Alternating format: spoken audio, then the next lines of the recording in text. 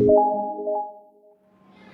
Morning વિદ્યાર્થી મિત્રો આજે આપણે ડિસ્કસ કરવાના છીએ સ્વાધ્યાય 2.3 of chapter function and relation સંબંધ અને વિધેયનું સ્વાધ્યાય 2.3 ડિસ્કસ કરવાના છીએ. એની અંદર જેટલા પણ ટોપિક છે એ બધા ટોપિકના વધારે પ્રશ્નો લઈને ઘણા બધા આપણે વિડિયો બનાવી દીધા છે અને આપણે બધું ડિસ્કસ કરી દીધું છે. એ અહીંયા આઈ બટન ઉપર તમને જોવા મળી જશે. બરોબર છે? તો એકદમ સિમ્પલ છે. શરૂઆત કરીએ છીએ આપણે ભણવાનું.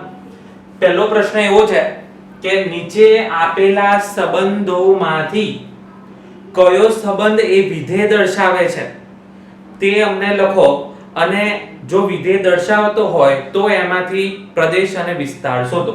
તો એનો પ્રદેશ અને વિસ્તાર શોધો. તો આ ઉપર વિડિયો છે, જાઓ. શું જોશો? એમાં મેં તમને ઘણા બધા લગભગ 12 ઉદાહરણો લીધા હતા અને સમજાવ્યું હતું કે કયો સંબંધ એ વિધેય દર્શાવે છે. બરોબર છે? તો એના માટે સૌથી પહેલા શું કરવાનું? આપણે મેપિંગ કરવાનું. મેપિંગ એટલે ડાબી બાજુ જે આપણે લખેલા છે ડાબી બાજુ સભ્યો એ બધા લખીશું. તો 2 5 8 11 14 and 17. પછી જમણી બાજુ જે આવે છે જમણી બાજુ લખેલા છે એ લખશું. તો અહીંયા આવશે 1. હવે આપણે જોડી દઈશું. ચલો 2 એક સાથે 5 એક સાથે 8 એક સાથે 11 1 14 1 17 1. આ આપણે જોડી દીધું. હવે આપણે આ આપણો સંબંધ છે, રિલેશન છે. એને આપણે ફંક્શન બનાવવું હોય અથવા તો ચેક કરવું હોય ફંક્શન છે કે નહીં, તો ફંક્શન માટેની બે પાયાની શરતો અથવા તો બે વાક્યો બોલી શકો કે a થી b સુધીનો કોઈ સંબંધ હોય તો એના તમામ સભ્યો યુઝ થઈ જવા જોઈએ. તો થઈ જાય છે? હા. બીજો સભ્ય બીજું વાક્ય દરેક સભ્યની એક યુનિક ઇમેજ મળવી જોઈએ. યુનિક એટલે એક જ ઇમેજ મળવી જોઈએ. તો 2 ની કેટલી ઇમેજ મળે છે? 1. 5 ની 1, 8 ની 1, 11 ની 1, 14 ની 1, 17 ની 1. તો બધાની એક એક ઇમેજ મળે છે. તો જે વિધેય માટેની શરતો હતી એ બંનેનું પાલન કરે છે. તો આ વિધેય છે. જો આ વિધેય છે તો આનો ડોમેન શું લખશો આપણે? જે ડાબી બાજુ છે એ ડોમેન, મતલબ 2 5 8 11 14 અને 17. આ તમારો ડોમેન. અને રેન્જ શું છે તમારી? રેન્જ છે 1. બરાબર? સિમ્પલ. ચલો હવે વધારે ટાઈમ ના બગાડતા આપણને સંબંધ આપી દીધું છે તો સૌપ્રથમ ફટાફટ મેપિંગ કરી કાઢીએ. કેવી રીતે કરશો? 2 4 6 8 10 12 અને 14. અને જમણી બાજુ 1 2 3 4 5 6 અને 7.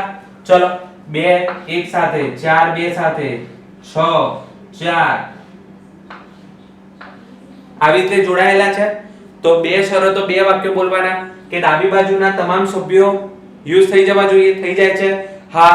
બીજી શરત બધાની એક યુનિક ઇમેજ મળવી જોઈએ. મળે છે? હા. જો મળતી હોય તો આ તમારો વિધેય છે. અને એનો ડોમેન શું લખશો?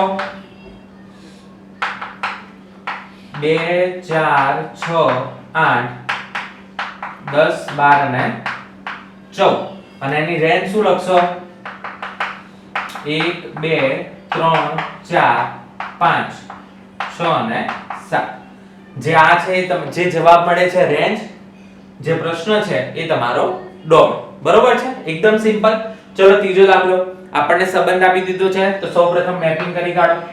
1 અને 2 જમણી બાજુ 3 અને 5. ચલો 1 3 1 5 2 5.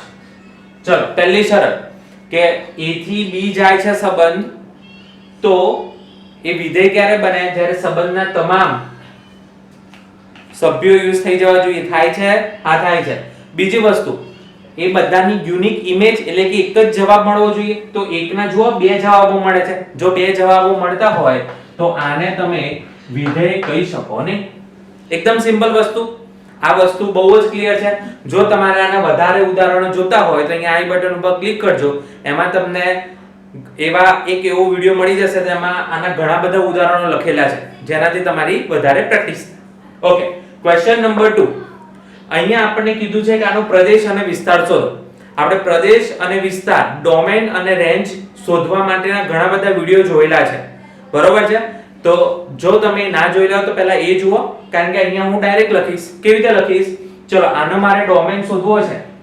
ડોમેન તો કેવી રીતે શોધશો ડોમેન? ડોમેન એટલે તમે જે વેલ્યુ પુટ કરો ને તમને આન્સર મળે.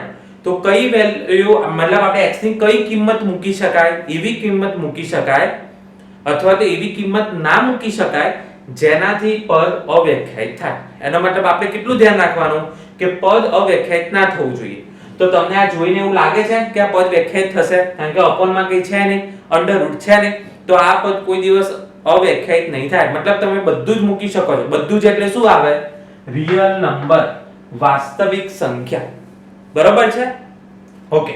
હવે આનો આપણે વિસ્તાર શોધવાનો છે, રેન્જ શોધવાની છે. તો રેન્જ માટેના 2-3 વિડિયો આપણે બનાવ્યા હતા, જેમાં linear by linear, quadratic by linear એવું બધું સોલ્વ કરતા હતા. એમાં એક મેથડ આવતી હતી કે આપણે y બનાવવાનું, આ આપણે બનાવવાનું. તો કેવી રીતે બનાવવાનું? આમાં આપણને શું ખબર છે? આપણને શું ખબર છે કે ભાઈ મોડ્યુલસ x એ હંમેશા 0 અથવા 0 કરતા મોટો હોય, એ આપણને ખબર છે. હવે આપણે આવું બનાવવા માટે શું કરવું પડે? માઈનસ વડે ગુણવું પડે. તો બંનેને માઈનસ વડે ગુણો. જો માઈનસ વડે ગુણશો તો શું થશે? ઇનઇક્વાલિટી ફ્લિપ થઈ જશે, અસમતા બદલાઈ જશે. તો જો આ તમારો y થઈ ગયો. તો y કેવો આવે છે? આ તમારો y થઈ ગયો. તો y આવશે -ઇન્ફિનિટી થી 0. આ તમારી રેન્જ. બરાબર છે? એકદમ સિમ્પલ. કારણ કે આપણે આમાંથી y બનાવ્યો અને y ની કિંમત શોધી કે 0 અથવા 0 કરતા નાનો હોઈ શકે છે. બરાબર? સિમ્પલ. ચલો બીજો પ્રશ્ન.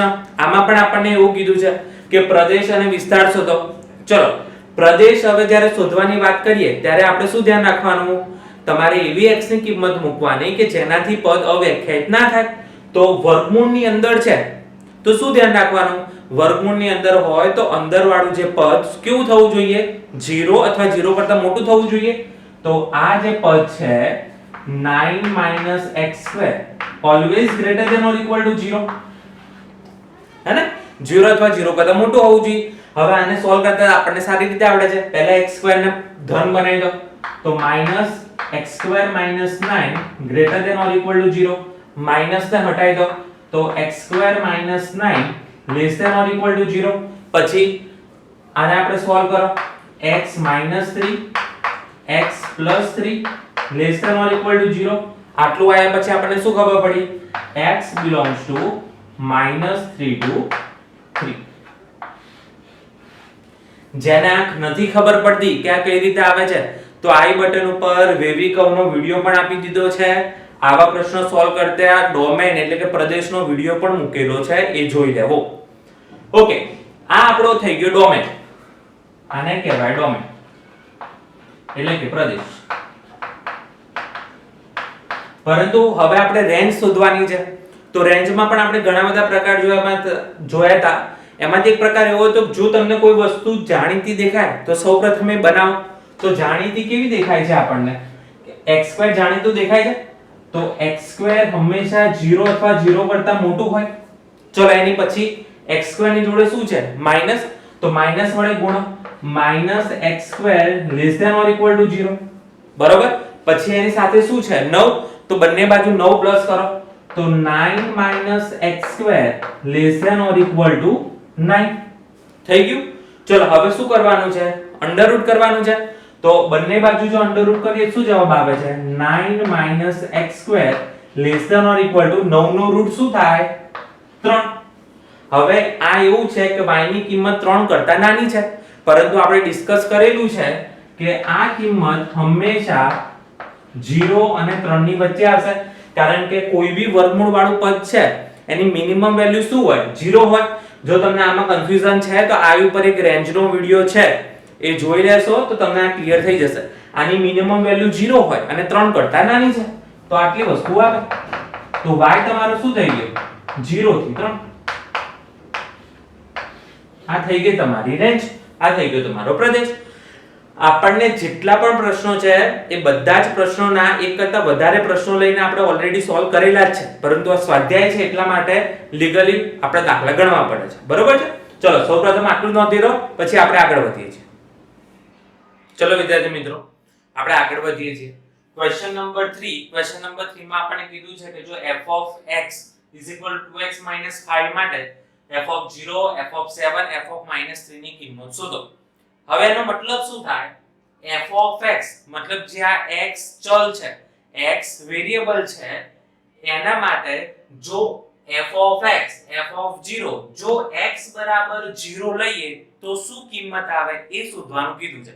એનો મતલબ શું કરવાનું? આ ફંક્શનમાં જ્યાં જ્યાં x દેખાય ત્યાં ત્યાં શું મૂકવાનું? 0. તો અહીંયા જ્યાં x દેખાય તે 0 મૂકો. તો જવાબ શું આવે? 0 - 5 -5. સિમ્પલ. ચલો f of 7 નો મતલબ જ્યાં x દેખાય ત્યાં 7 મૂકો. તો 2 * 7 - 5. ચલો 14 માંથી 5 જાય તો 9 તમારો જવાબ.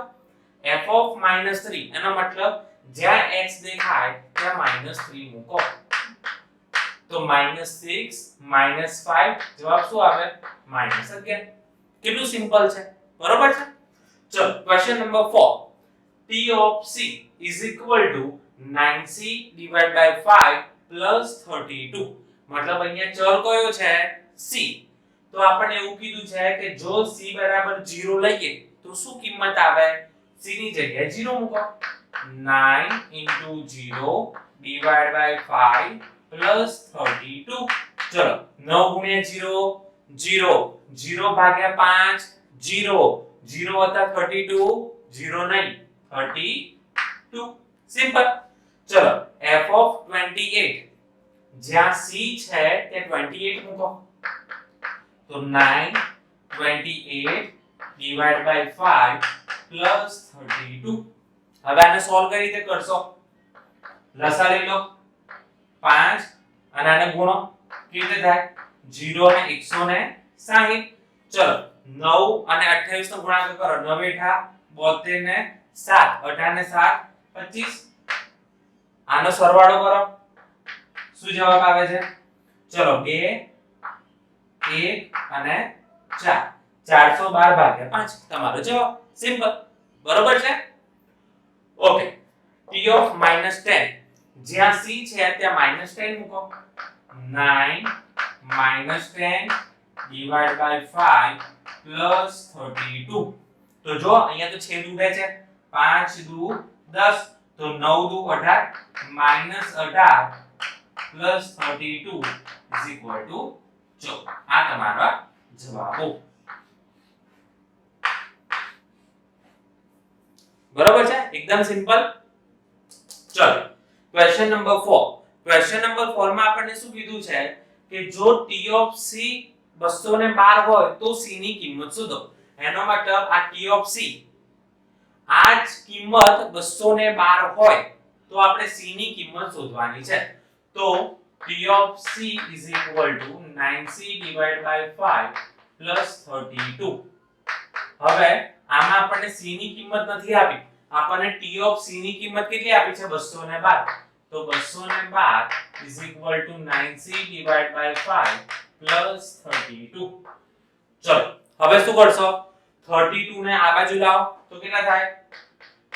9c divided by 5 is equal to ચલો 212 માંથી 32 જાય તો સૌથી પહેલા શું આમાંથી 12 નીકાળો. કેટલા થાય? 12 જાય તો 30 અને 20. તો 20 નીકાળો તો 180. તો c is equal to 180 ગુણ્યા ન્યુ બરાબર 100. આ તમારો જવાબ. જ્યારે c 100 હશે ત્યારે આનો જવાબ 212 આવશે. તો આપણે સીધા પણ દાખલા ગણ્યા અને ઊંધો પણ દાખલો ગણ્યો કે c આટલા હોય તો જવાબ શું આવે? તો આ આવે. હવે જો જવાબ આપી દીધો હોય તો c કેટલો આવે? તો એટલો આવે. બરોબર છે? ઓકે. હવે આપણને 3 ના વિસ્તાર શોધવાના કીધા છે. ચલો પહેલો દાખલો fx = 2 - 3x જ્યાં x belongs to r અને x greater than 0. જો હવે અહીંયા આપણને ખબર છે કે x greater than 0 છે અને આપણે વિસ્તાર શોધવો છે તો આપણે આ બનાવીશું. ચલો x greater than 0 પછી એની જોડે શું છે? 3. એની જોડે શું છે? 3x ની જોડે માઈનસ. આની જોડે શું છે? 2. તો હવે અહીંયાથી આગળ વધો. આખું શું થઈ ગયું તમારું fx એટલે કે y is less than અચ્છા 2 એડ કરવાના હે ને આની પછી બે બંને બાજુ એડ કરવાના તો આ આખું થઈ ગયું તમારું y less than 2 જો y less than 2 હોય તો વિસ્તાર શું થાય માઈનસ ઇન્ફિનિટી થી 2 અને 2 લેવાના નથી આ સિમ્પલ તમારો જવાબ બરોબર છે ચલો બીજો દાખલો fx x2 2 x belongs to y હવે આપણને ખબર છે x2 આવ્યો તો x2 કેવું હોય હંમેશા greater than or equal to 0 હોય પછી શું કરવાનું બે બાજુ +2 કરવાના તો આ આખું y બની ગયું fx તો fx is greater than or equal to 2 તો શું ખબર પડી આનાથી કે વિસ્તાર શું આવે આનો 2 થી ઇન્ફિનિટ સિમ્પલ ચલો fx is equal to x x belongs to y હવે fx is equal to x નો મતલબ શું થયો કે x belongs to y તમે જે કિંમત મળો મૂકો એ જવાબ આવે જો આનો મતલબ શું થાય y is equal to fx is equal to x તમે x ની જે કિંમત મૂકો એ જ તમારો જવાબ આવે જે કિંમત મૂકો એ જવાબ આવે તો આપણે જવાબ કેટલો મૂકવાનો છે r માંથી જવાબ મૂકવાનો છે તો તમને જવાબ પણ શેમાં મળે r માં જ મળે r ની બધી વેલ્યુ મૂકો અને તમને આની બધી વેલ્યુ મળે તો y belongs to r મતલબ વિસ્તાર શું આવશે